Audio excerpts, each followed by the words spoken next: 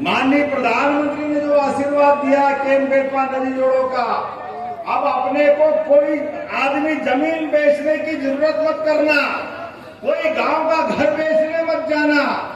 आने वाले समय में बुंदेलखंड की धरती पंजाब हरियाणा को पीछे छोड़ेगी। पंजाब हरियाणा को अपनी सिंचाई क्षमता के माध्यम से यहीं पर पर्याप्त रूप से पानी मिलेगा, बिजली की उपलब्धि तो है ही, और ये बुंदेलखंड का फिर नया इतिहास प्रारंभ होगा।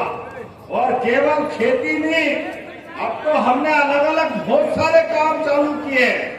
पर्यटन को बढ़ावा देने के लिए आज चंबल, ग्वालियर और सागर संभाग के तीनों संभाग के मिलाकर के अलग अलग प्रकार के उद्योगों के लिए आजकल तो पर्यटन भी उद्योग की तरह है। एक पर्यटन की इकाई आती है, एक होटल खुलती है, 150 लोगों को उसमें रोजगार मिलता है। 3,500 करोड़ के प्रस्ताव आए, जोरदार अभिनंदन करो। 3,500 करोड़, ये बदलते दौर का अपना समय है। अब हमने अलग अलग एक छोटे छोटे स्थान पर भी सभी प्रकार के रोजगार के साधन बढ़ाने का अभियान चलाया हुआ है। इसीलिए पर्यटन के लिए भी, और मैं जब शिक्षा मंत्री आया था, बहन हमारी बोल रही थी ललिता जी, जब मैं यहाँ शिक्षा मंत्री बन के आया तो छतरपुर विश्वविद्यालय की बात आई, और विश्वविद्यालय में हमारे ये पटेरिया जी और कई लोग साथ थे, दीदी भी थी। इनने कहा कि वो विश्वविद्यालय, मुझे लगता काफी लोग थे, अपन सभी थे, और इनने कहा वो एक कमरे का, कुलपति का एक कमरा और उसमें एक चपरासी और कोई था ही नहीं। विश्वविद्यालय चल रहा कई साल से, इसका भवन बनवा दो। मैं महाराजा महाविद्यालय में बैठा था, मैंने कहा कि भाई अगर विश्वविद्यालय बनाना है, वास्तव में अगर छतरपुर को गौरव दिलाना है, महाराजा छत्रसाल के नाम पर स्थापित विश्वविद्यालय छोटा कैसे हो सकता है? उसी दिन उसी समय घोषणा करके उस महाविद्यालय को ही हमने विश्वविद्यालय का नामकरण दिया।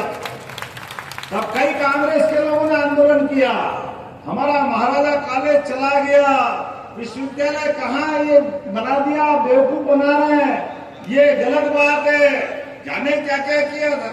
हमने कहा भाई नया विश्वविद्यालय खोलना है, नया जिला बनता है, तो जो बिल्डिंग उपलब्ध है उसी में तो जिला बनता है, बाद में कलेक्ट्रेट बन जाता है।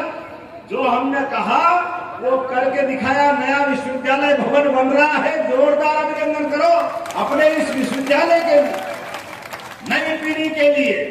हमारे द्वारा कही गई एक एक बात कभी कोई खाली जाने वाली नहीं। ये यशस्वी प्रधानमंत्री के नेतृत्व वाली विश्व की सबसे बड़ी पार्टी की, भारतीय जनता पार्टी की सरकारें हैं, जो कहते वो करके दिखाते हैं। भगवान कृष्ण को लेकर के जब हमने कहा कि जो मथुरा का महत्व है, जो द्वारका का महत्व है, गोकुल और वृंदावन का महत्व है, तो हमारे मध्य प्रदेश में भगवान की कई इतिहास की जगह जुड़ी हुई कि नहीं जुड़ी हुई?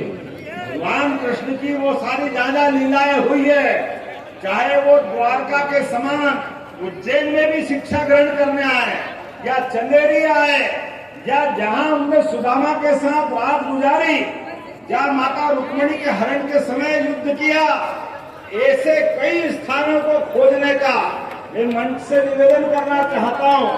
भगवान कृष्ण का कोई ऐसा इतिहास छिपा हुआ हो जहां उसको तीर्थ के रूप में लाना है, तो भगवत राजा जी से भी निवेदन करता हूं, और आप सबसे भी वो स्थान बताना। हमारी सरकार एक एक स्थान को चिन्हित करते हुए